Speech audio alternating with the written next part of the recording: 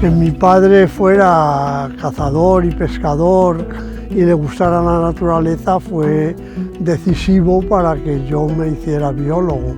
Algunas veces he dicho que me enseñó naturaleza un escritor, que era mi padre, y me enseñó en cambio a escribir un naturalista, que era Rodríguez de la Fuente.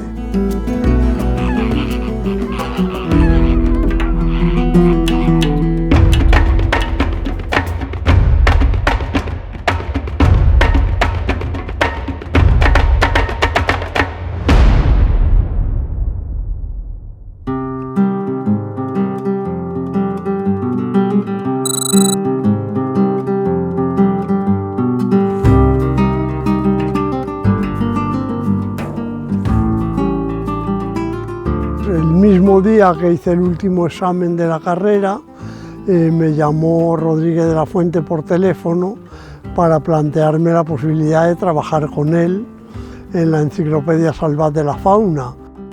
Estuve 3 años, hasta el 72, tuvo mucho éxito, y cuando se acababa la enciclopedia me surgió la posibilidad de pedir una beca en Doñana, y en septiembre de 1972 vine a vivir al Palacio de Doñana.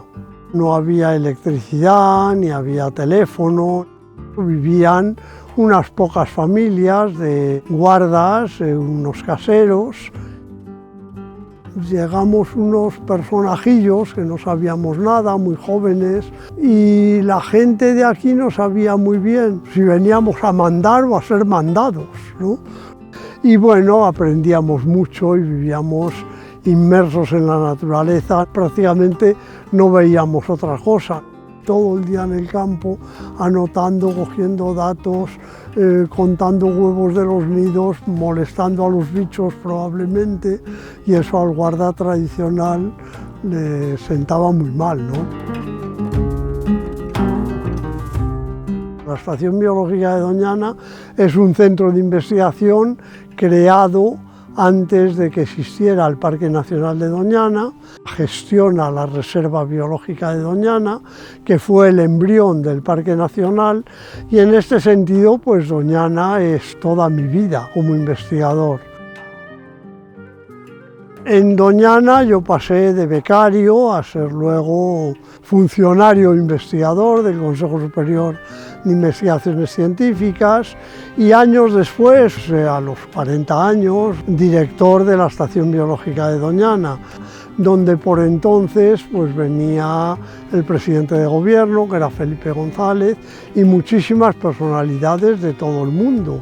Helmut Kohl de Alemania, o Mitterrand de Francia, o Gorbachev, y que han ayudado mucho a que la sociedad considerara a Doñana como una auténtica joya española, europea y mundial que merece la pena conservar.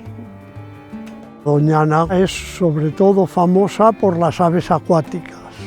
Lo que atrajo a los naturalistas europeos, lo que deslumbró a Bernis y Valverde cuando vinieron en los años 50 del siglo XX, fue la marisma con sus aves en primavera. Ahí eran los miles y miles de garzas, limícolos, de abocetas, de cigüeñuelas, patos que había por doquier, etcétera, etcétera, ¿no?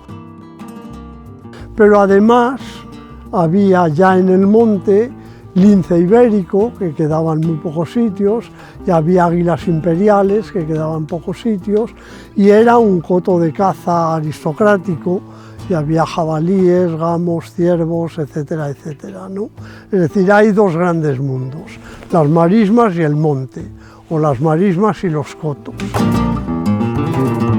En Doñana se atendió casi tanto a obtener información como a defender el espacio.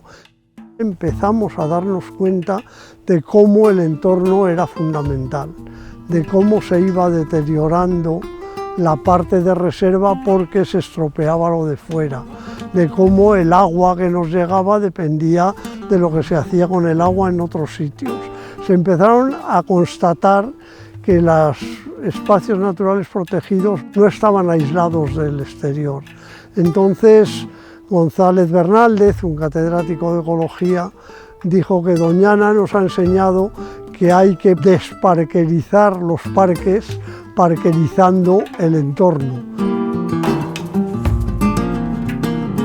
Desde que yo llegué ahora hay un cambio muy relevante que a mí me da un poco de pena. En todas las casitas, las chozas que había en Doñana, vivía alguien, había todavía algún carbonero, apicultores, por aquí en Marismilla sí tenían colmenas, y esto poco a poco se fue dejando y en los últimos 15 o 20 años prácticamente no hay nadie que viva dentro de Doñana hoy, ¿no? Es más salvaje, es cierto, pero me da pena y pienso que Doñana ha perdido algo de su riqueza cultural cuando se han perdido vidas que se desarrollaban aquí, ¿no?